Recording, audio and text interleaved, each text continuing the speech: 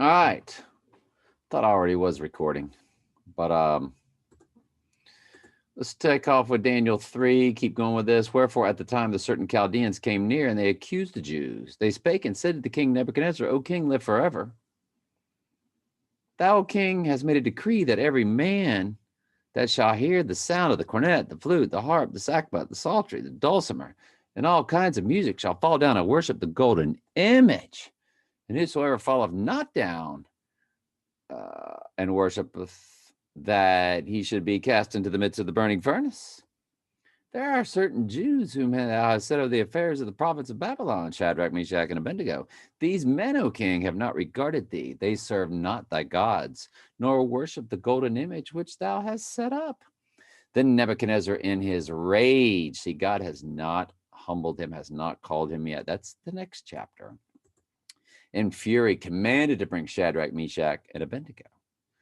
Then they brought these men before the king. Nebuchadnezzar spake and said unto them, Is it true, O Shadrach, Meshach, and Abednego? Do not ye serve my gods, nor worship the golden image which I have set up? Like how quickly Nebuchadnezzar forgets that, their God is the one that interpreted the dream. So hadn't really hadn't really settled in with him yet. Now, if you be ready that at the time that you hear the sound of the cornet, the flute, harp, sackbut, psaltery, dulcimer, and all kinds of music, do y'all think I'm pronouncing that right? Psaltery, dulcimer. So I just sort of just kind of fly by that word. Psaltery. We got it. We nailed it.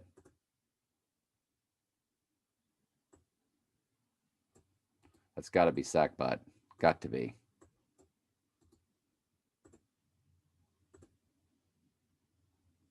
Sackbut. Sackbut. Got it. Instead of saying sackbut, let's go sackbut. Harp, sackbut, psaltery, dulcimer. In the world were all these things? What do you think the psaltery is anyway? Got to be dulcimer. Dulcimer. Okay. So what is the psaltery?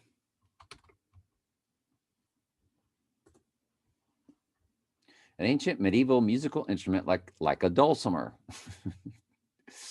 What's a dulcimer? Played by plucking the strings. Okay. Got it. It's a harp.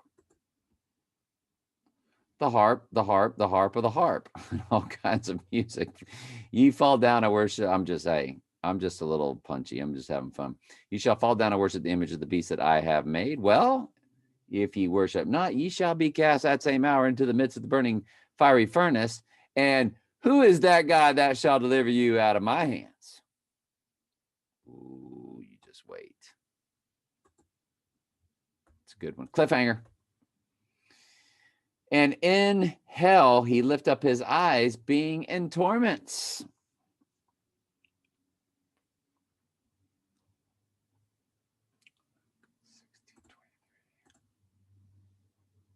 Luke 16:23.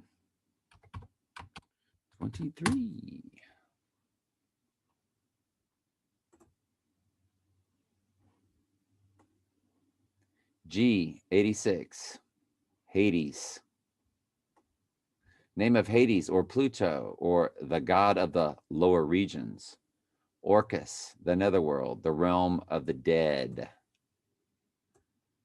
Later use of this word, the grave, death, hell. It's the grave. It literally says death and hell are thrown into the lake of fire. There's nothing in here about fire, is there? Nope. Sure isn't. Sure is not.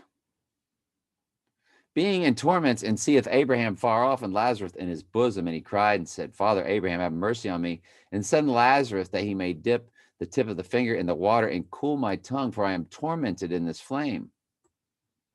Tormented in this flame?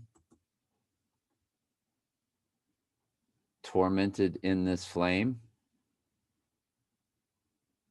Nope.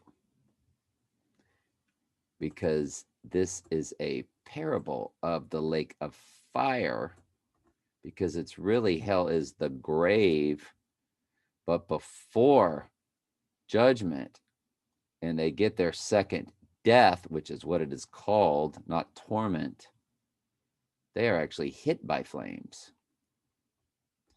But they see all of God's sheep with Jesus in Israel.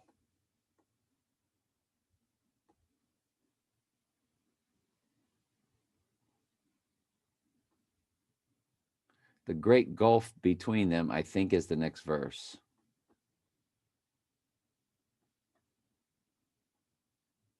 Do you know that people use this to think that hell is eternal torment of this type of environment? When Jesus said can destroy both body and soul in hell or in the grave, destroy, not torment. Jesus said can destroy. This is a parable, folks. This is not actually the way it is or the way it will be. Jesus didn't say, let me tell you how it is. There was no. He's telling a parable. A heavenly story told in an earthly way.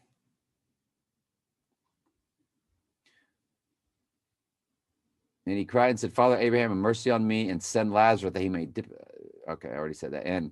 But Abraham said, Son, remember that thou in thy lifetime receiveth thy good things, likewise Lazarus evil things, but now he is comforted and thou art tormented. And besides all this, between us, there's the great gulf right there. I'm scrolling all the way down for it. There is a great gulf fixed. The great gulf is fixed. Guess where that is?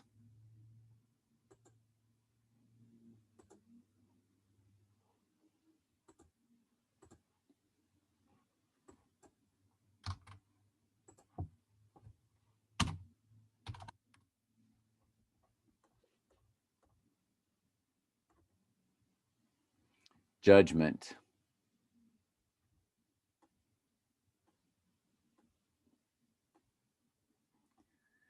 Satan is loosed. They deceive the nations, which are the four quarters of the earth, Gog and Magog, and gather them together to battle. Whom is the number of the sand of the sea? They went up on the breadth of the earth and encompassed the camp of the saints in the beloved city. That's where the weeping and gnashing of teeth take place. And there is a great gulf between them, and there you cannot go from one to the other. Fire came down from God and devoured them. Plain and simple. I do a lot of deep studies on Revelation 20 and that hell is not eternal torment and judgment and all of that. Lots of studies on that. So look for them on my playlist, look for them on my main channel, or on go to my Revelation 20 study on this Bible study channel playlist.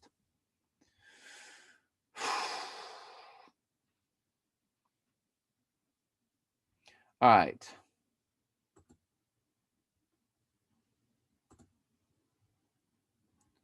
So they cannot which pass from hence to you cannot, neither can they pass to us. That would come from thence. Then he said, I pray thee therefore, Father, that thou wouldest send him to my father's house, for I have 5 brethren, that he may testify unto them, lest they also come to this place of torment. Abraham said unto him, they have Moses and the prophets, let them hear them. And he said, nay, Father Abraham, but if one went unto them from the dead, they would repent. The dead. They're dead. They will repent. And he said unto him, if they hear not Moses and the prophets, neither will they be persuaded, though one rose from the dead. Dead. Dead. When you look up those words, dead, they're dead. And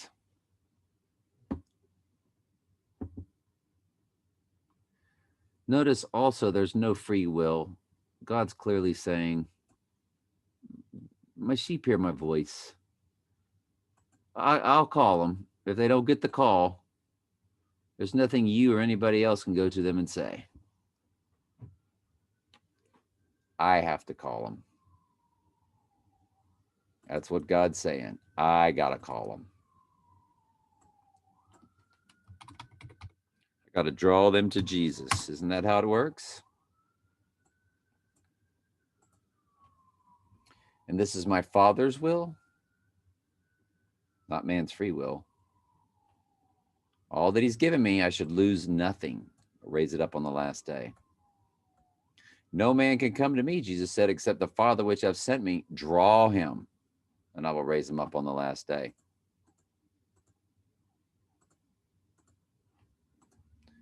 Jesus said, therefore I said unto you, no man can come unto me except it were given unto him of my Father. So sending somebody from the dead ain't going to work. That's what he's saying. You're either saved or you're not. There's no free will decision for anybody to make. I love y'all very much.